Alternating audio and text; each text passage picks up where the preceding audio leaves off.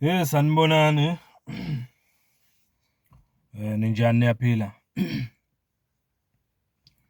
Asithembe niyaphila mfowami Mkhonzo nibingelelayo. Siyabonga kakhulu guys ngokuthi nibe khona la. Nokuqhubeka nisupporta le channel. Thank you so much for being here. Ake ngithathe leli thuba ngibonge onke ama-new subscribers to this channel. Ku-YouTube. Ngiphinde ngibonga onke ama-new followers to this channel ku-TikTok. Thank you so much guys. If you haven't subscribed, ngiyacela usubscribe kumfoka Mkhonza TV and podcast.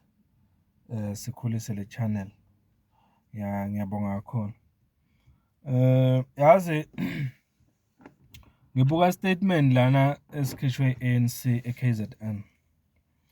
Mhlambe nawe usibonile isikhipha izolo nge-21 January. Esimayelana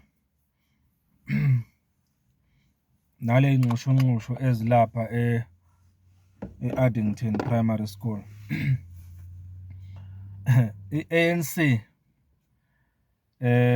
ithi ithatha leli thuba ifuna ukuncoma i-Department of Education ngokuthi isukumele phezulu izoxazulula lama challenges alapha e-Addington. Isihloko nje sale statement se-ANC sithi i-ANC incoma i-Department of Education ngokusukumela phezulu izoxazulula le inselelo noma lama challenges alapha kule sikole. Yabona nje isihloko ngokwaso sivele sikuhlekise nje. Uma ngabe ithi i-ANC i-Department of Education isukumele phezulu. Umbuzo uthi isukumele phezulu nge-21 January. Ikolo ivulwe nini? Angibani ongangikhumbuza lathi ikolo ivulwe nini? Mangaphosisa ikolo zivulwe nge-14. Kodwa i-ANC izokhipha istatement lana nge-21 January. Ithi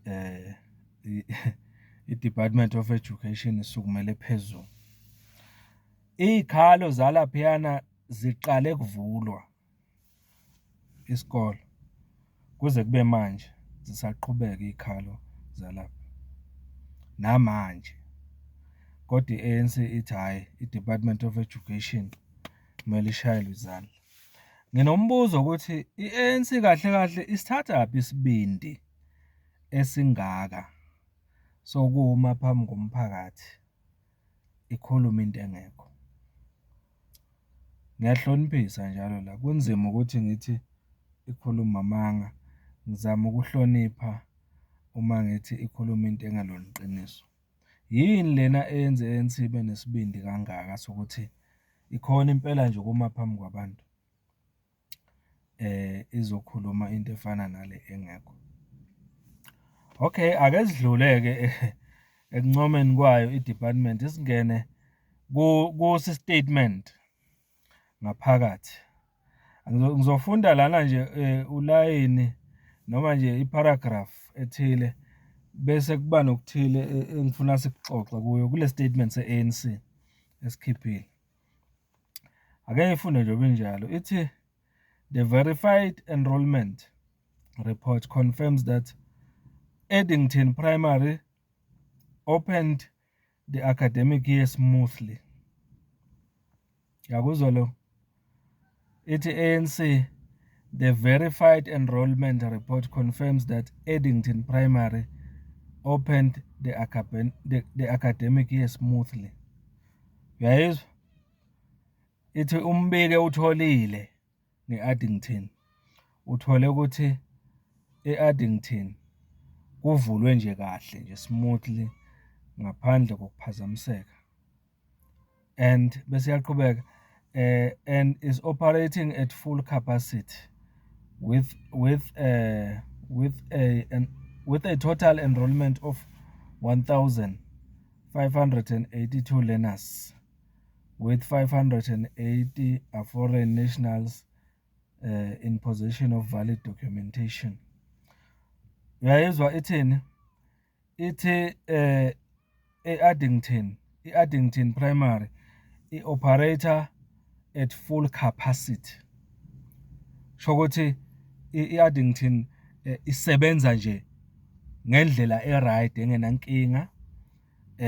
Bese ithi ke ithola ukuthi abantwana sebebonke, kusho i-ANC njalo, sebebonke abantwana ethole ukuthi barejistiwe kulesa sikolo sase-Addington babalelwa ku-1582. Bese ithi abawu-580 kulabantwana ngama-foreign nationals noma bangabokufika eSouth Africa. Bese ithi bonke futhi laba u-580 ekhuluma ngabo abokufika laba banamaphepha afanele ukuthi bamukelwe esikolweni. Alright. Bese ithi kuwo lo 1582 abantwana abarejistiwe kulesikolo kunabawu-12 abantwana abangenamaphepha. Bese yabadivide ke laba abawu-12. Ithi kulaba abawu-12 abawu-5 kubo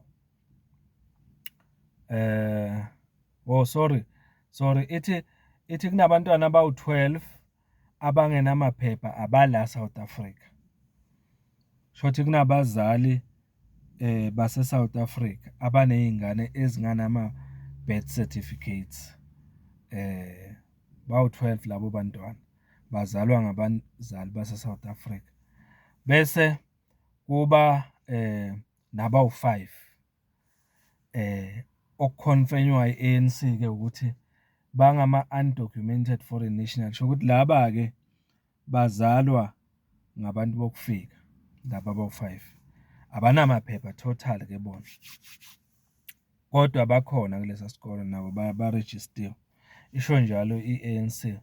Bese mayiqhubeka ithi these figures demonstrate that as South African learners constitute the majority of enrollments at the school. Uyayizwa i-ANC ithini? Okubalulekile ku-ANC la ithi abantwana base South Africa ibona abaningi kulesa sikole than abokufika. Isho njalo. Angazi ubani obethe lesa sikolo sinabokufika abaningi kunabase South Africa. Angikaze mina ngizwa, ngazi mhlawumbe wena uzwile. Angikaze ngizothi kunesikhalo sikanjalo. Isikhalo mina engisizwile la bekungasona esokuthi kulesa sikolo sase-Addington kunabantwana bokufika abaningi kunabase South Africa. Angizange ngizwe isikhalo esinjalo. Isikhalo mina engizwile ukuthi lesa sikolo samukela abokufika kuqala bese sigcina ngabase South Africa. Okunye engikuzwile ukuthi kunabantu base South Africa abakhona lapha abakhompyutha nabokufika for indawo yesikolo. Yilo ke engikuzwile. Hayi ukuthi abantu base South Africa kuthiwa ngoba bona laphayana bancane uma kusiko lo. Kodwa akangifuni ukugxila lapho, ngifuna ukubuyela lapha kulo 580 okhonfenyiwe ANC. 580 foreign nationals. Ake sithi ukuxoxa kancane ngalo. Kukhona yini inkinga wena oyibukayo la ekhona uma kuwukuthi esikolweni esifana ne-Addington, ngoba mawubheka 508 awubale lapho ukuthi u508 uma umbheka umqhathanisa no-1582 akhona nokuthi about more than half wabantwana bakulesikolo babuya ngaphandle kwe-South Africa. Okay, uma kuwukuthi kunjalo kukhona enokurong ngalokho noma kukhona enokuyingozi wena okubonayo lapho ukuthi kunabantwana ababeya ngaphandle kwe-South Africa abawu-580 akuyona yini inkinga kwalokho wena ngendlela obuka ngayo? Nguloko nje ngifuna ukucommente la. Uma kuwukuthi isikolo lesi sithatha abantwana abawu-1582 bese kuthiwa kunabawu-580 abangama-foreign nationals. Ake sibuke lokho ukuthi ngokubuka kwakho kulama-580 e-foreign nationals okuthiwa akhona kulesa sikolo. Ikhona yini into okufanele sixoxe ngayo ngale namba yabo kufika abawu-580? Kukhona yini i-concern noma kukhona yini ukukhathazeka okufanele sibe nako ngale namba, noma inamba enormal nje ngombono wakho? Yiloko nje ngifuna sikubheke. Kukhonfenywe i-ANC la and ithi konke kuhamba kahle ngendlela e-right. I-ANC sichuze kule statement sayo yona isivele yaconfirm ukuthi ayiboni inkinga yona kulesa sikolo, iyasincoma nje kakhulu, konke kumi ngomumo ngendlela i-ANC esho ngayo, konke kuhamba kahle. Kuyisho njalo le statement uma ungasibheka umongo nje wale statement uthi e-Addington kuhamba kahle yonke into kusmooth. So ngibuza-ke wena-ke manje njengombukeli wale video engiyenza la ukuthi uthini ngale statement esisho i-ANC uma ithi e-Addington konke kuhamba kahle, bantwana abangu-1582, 580 wabo ama-foreign nationals. Ngibuza lapho ukuthi ikhona yini inkinga okufanele sikhathazeke ngayo ngale nombolo yama-foreigners awu-580? Yiloko nje, angifuni ukwanda kakhulu, ngifuna umbono wakho ukuthi uyibuka kanjani wena. Ngizoyishiyela nje kini bafowethu. Mina sengikhulume kakhulu ngale ndaba le yokuthi uhulumeni wethu uyena mina engicabanga ukuthi kumele agxekwe kuyo yonke into eyenzakalayo. Yiloko nje ngime lapho mina namanje ukuthi angifuni ukukhuluma specifically ngabokufika ngamabomu, kodwa ngifuna ukukhuluma ngohulumeni wase-South Africa, okuwukuthi yonke le minyaka le since sathola idemocracy boholwa i-ANC. Ngithi mina iwona loyo hulumeni okufanele ugxekwe. Ngafishane uhulumeni wase-South Africa oqhatha ama-citizens ase-South Africa nabantu bokufika. Yingakho mina ngithi isinyathelo makufuna sithathwe la kufuna sithathelwe uhulumeni. Mina nje engingakusho la ukuthi uma ngabe abantu base-South Africa benenkinga, kufanele isinyathelo basithathele uhulumeni. Qalwe ngayo le Department of Education, kube yiyona okudilwa nayo decisively.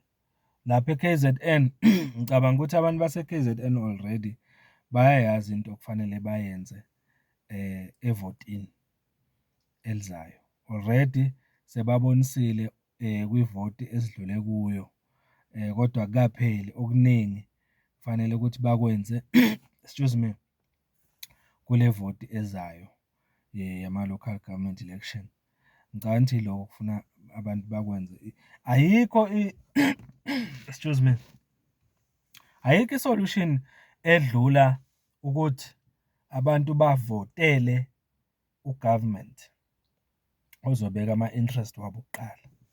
Mina yilokho engingakusho, kodwa nje angingaphumula kule statement se-ANC. Uthini umbono wakho ngestatement esikhishwe i-ANC e-KZN uma ithi bawu-1582 abantwana abarejistwe e-Addington, u-580 wabo abantu bokufika? Kukhona yini into okhathazeka ngayo ngale namba yabo kufika abawu-580? If ikhona into okhathazeka ngayo ithini, awuchaze. Umfoka Mkhonza-ke lo, ngiyabonga kakhulu bafethu. Ngiyacela niqhubeke excuse me, nisupporta le channel ngokusubscribe. Ukusubscribe ku-free bafethu, ku-free ukusubscribe. Ngiyacela nisubscribe nje nikhululeke, akuthathi lutho kuwe, sikhulise le channel njengoba sisihlanganisa u-5000 nje, kusele kancane, excuse me, kusele kancane sifike ku-5000 subscribers la ku-YouTube. Ngicela senze kanjalo. Ku-TikTok sesivele sondele ku 15,000. Ngiyabonga kakhulu ngesupport yenu. Niphile bafethu. Thank you.